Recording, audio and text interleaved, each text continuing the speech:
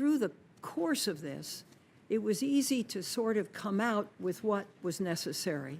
One was that there was a deep belief that a lot of the BLS studies on wage rates were skewed, and therefore we needed a new process. The farmers wanted specificity of wage. We have that for the farm worker. We have a way of increasing it. We have a way of putting all of this under the Department of Agriculture.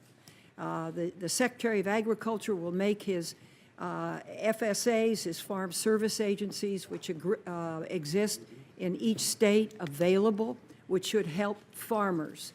The thing about the farm workers was to find a way to recognize the skills that exist in farm work and to try through a program to see that what evolves out of this is a professional class of worker who can be proud. The blue card, we expect, and this is very rough, would apply to 700,000 to 1.1 million workers. It exists for 5 years. You have to have worked ag for a specific number of days and hours for 2 years prior to getting a blue card. You would be vetted, you would have to pay taxes, a fine, et cetera. No major criminal activity. You get your blue card. Then you have to work another 5 years, dependent upon the number of days a year. And then you get a green card. The H-2A program, which exists, only 74,000 workers this past year, will cease to exist within a 2-year period.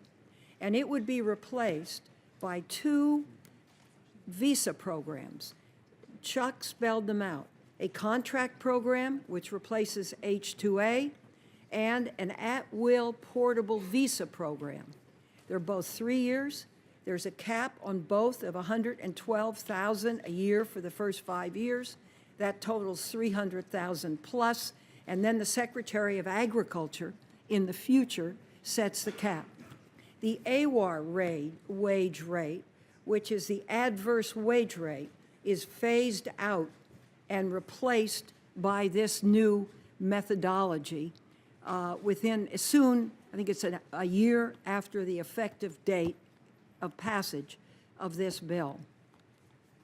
This has not been easy to put together, and I appreciate Senator Grassley's comments, but I want him and others to know that we tried to figure what you were aiming at and compensate for it in terms of making the kinds of changes that would have a stable workforce out there for farmers.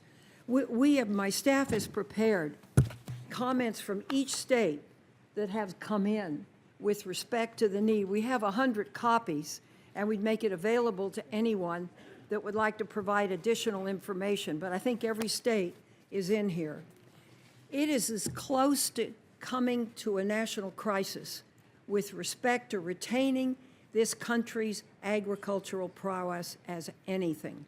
Farms cannot farm because they do not have a consistent supply of workers. They can't get their contractors. They don't know what to pay them. I mean, I sat next to a woman who operated a turkey farm in California that between the wage rates and the high price of corn because of ethanol had to shut down her business. That should not be the case in the United States. And we think that we have a solution to that.